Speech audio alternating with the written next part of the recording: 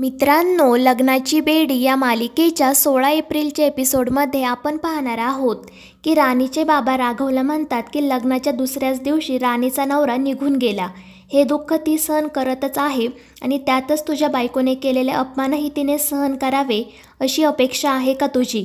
त्यावर राघव म्हणतो की तुमची बाजू मी समजू शकतो. कोणतेच आईवडील आपल्या मुलीला दुःखात बघू शकत नाही, पण नात्यामध्ये चढ उतार होतच असतात आणि मला असं वाटतं की नातं तोडणं खूप सोपं आहे, पण तेच नातं जोडण्यासाठी अनेक वर्ष लागतात.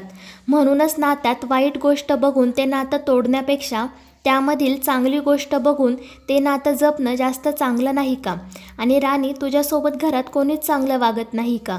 त्यावर राणी म्हणते, चांगले वागतात ना, पण ते जितके चांगले वागतात त्यापेक्षा कितीतरी पटीने जास्त अपमान मी सिंधूकडून सहन केला आहे आणि तू सुद्धा काही कमी अपमान केला नाही माझा. त्यावर राघव म्हणतो की त्या रात्री मी जे काही बोललो त्यात तुझी चूक होती आणि ते तुलाही माहीत आहे. तर राणी म्हणते, हो, चूक माझीच आहे आणि तीच चूक सुधारण्यासाठी मी इथे आली आहे कायमची. मी तुला बोलले कारण मला खरंच वाटलं की माझा तुझ्यावर हक्क आहे, पण तसं नाही आहे. माझी चूक झाली राघव, मला माफ कर. मात्र तिची आई म्हणते की तुला कोणाचीही माफी मागायची गरज नाही राणी. तुझा निर्णय घ्यायला तू मोकळी आहे. तुला जर त्या घरात परत जायचं नसेल तर तुला कोणीही फोर्स करू शकत नाही आणि त्यासाठी तुला कोणाला स्पष्टीकरण देण्याची गरजही नाही. त्यामुळे राघव त्यांना म्हणतो की मला कोणतंही स्पष्टीकरण नको आहे. माझी फक्त एवढीच इच्छा आहे की राणीने सर्व विसरून पुन्हा घरी यावं आणि मी फोर्स नाही तर रिक्वेस्ट करत आहे. आणि मी सिंधूसोबतही बोललो आहे, तिला तिची चूक समजली आहे.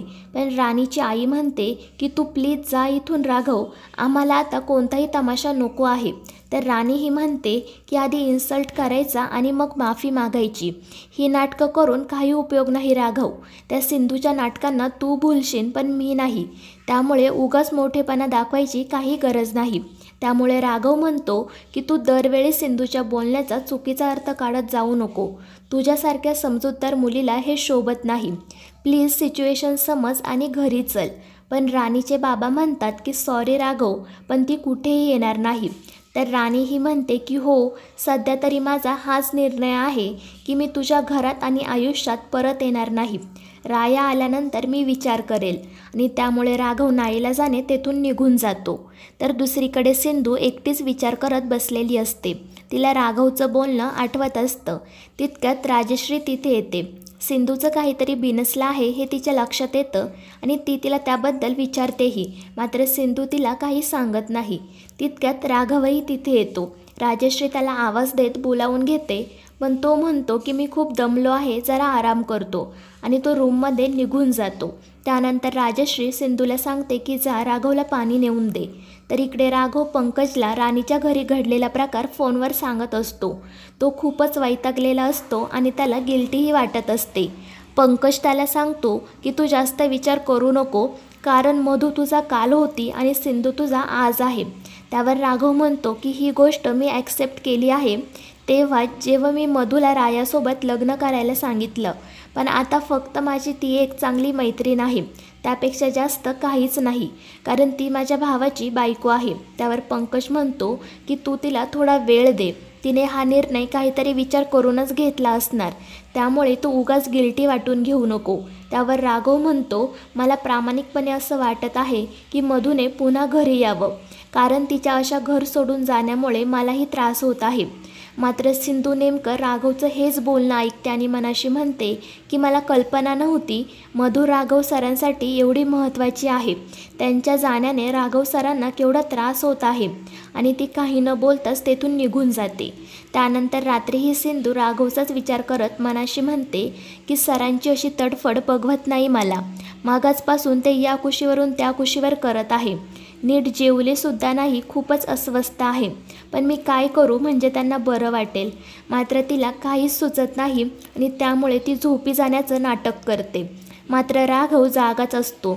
तोही मनाशी म्हणतो की बिचारी सिंधू, मी झोपलो नाही त्यामुळे तीही जागीच आहे, फक्त झोपेचं सोंग घेतलं आहे. तिला वाटतंय की मला कळत नाही, पण मला सर्व समजत आहे सिंधू. तिला नक्कीच असं वाटत असणार की मधू इथून निघून गेल्यामुळे मी अपसेट आहे. पण विश्वास ठेव सिंधू, मला तिच्या इतकीच तुझी पण काळजी आहे. घरचे सतत तुला काही ना काही बोलत असतात, टोमणे मारत असतात. मला नाही आवडत ते. आल्या दिवसांपासून हेच चाललं आहे आणि आजही मी तुझ्याशी नीट बोललो नाही. त्यात तुला तुझ्या रिझल्टचं खूप टेन्शन आलं असेल ना, आणि तू माझ्यावर विश्वास ठेवून रिझल्टबद्दल मला सांगायला आली, पण मी मात्र तुझ्याशी धड बोललोसुद्धा नाही. मला माफ कर. आणि त्यानंतर तो सिंधूला उठवायला जातो, मात्र तो न उठवताच फक्त तिच्याकडे पाहत राहतो. पण तितक्यात सिंधूला ठसका लागतो, त्यामुळे ती जागी होते. राघव पटकन तिला पाणी देतो. त्यानंतर सिंधू विचारते की तुम्ही झोपलाच नाही की माझ्यामुळे जाग आली तुम्हाला? त्यावर राघव सांगतो की मी जागाच होतो. त्यामुळे सिंधू मनाशी म्हणते की मी बरोबर होते, मधू गेल्यामुळे यांना झोप लागत नाही. तर राघव तिला सांगतो, तुला खोकला आहे तर फार थंड पाणी पिऊ नको, गरम पाणी पीत जा. त्यावर सिंधू फक्त हो म्हणते. त्यामुळे राघव मनाशी म्हणतो की आज सिंधू कोणत्याच गोष्टीवरून का वाद घालत नाही, नक्कीच काहीतरी बिनसलं आहे. हिला तिच्या रिझल्टचं टेन्शन आलं असणार आणि तो त्याबद्दल तिला विचारतोही.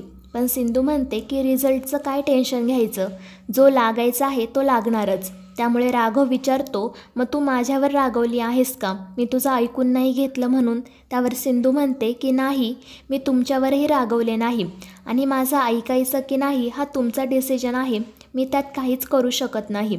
आणि त्यानंतर ते राघवला सांगते की सर मला नांदगावला जायचं आहे. त्यामुळे मात्र राघवला धक्काच बसतो. तो म्हणतो, का जायचं आहे तुला नांदगावला, तुला कोणी काही बोललं का? आणि जर तसं असेल तर मी पूर्ण प्रयत्न करेल की पुन्हा कोणाकडूनही तुझा अपमान होणार नाही. पण तू असं घर सोडून नांदगावला जाण्याचा विचार मनातून काढून टाक. त्यावर सिंधू म्हणते की मी घर सोडून नाही चालले, माझी 2-3 कामं राहिली आहेत ती पूर्ण करायची आहेत आणि आपण जे काही पैसे बँकेमध्ये आहेत तेही काढून आणायचे आहेत. आणि हे ऐकून राघव मनाशी म्हणतो की मी आत्तापर्यंत एकदाही सिंधूला विचारलं नाही की तुला पैसे हवेत का नाही, अशी कशी चूक करू शकतो मी? आणि तो सिंधूला म्हणतो की तुला पैसे हवे होते तर माझ्याकडून मागायचे ना. त्यावर सिंधू म्हणते की नाही, मी आत्याकडून घेतले होते पैसे आणि नाही लागत मला इतके पैसे, कारण मी कुठे बाहेर जातही नाही. त्यावर राघव म्हणतो, पण यापुढे पैसे हवे असतील तर माझ्याकडून माग. त्यावर सिंधू म्हणते, हो, पण मी तुम्हाला ते व्याजासकट परतही करेल. माझे स्कॉलरशिपचे पैसे आले की मी तुमचे सगळे पैसे तुम्हाला परत करेल. आणि ते ऐकून राघवला हसू येतं. मात्र त्यानंतर पुन्हा त्यांच्यामध्ये मधूचा विषय निघतो आणि राघव नाराज होऊन झोपी जातो. त्यामुळे सिंधू म्हणते की राघव सरांच्या चेहऱ्यावर मला पुन्हा हसू आणायचं असेल तर काहीही करून मला मधूला या घरात पुन्हा घेऊन यावंच लागेल. तर मित्रांनो, या मालिकेच्या पुढील भागांमध्ये आपण पाहणार आहोत की राघवसाठी सिंधू मधूच्या माहेरी जाते आणि तिला विनंती करते की तू पुन्हा घरी चल. तर मित्रांनो, या मालिकेचे पुढील भाग अतिशय रंजक होणार आहेत. या मालिकेच्या पुढील भागांच्या अपडेटसाठी आपल्या चॅनलला सबस्क्राईब करा.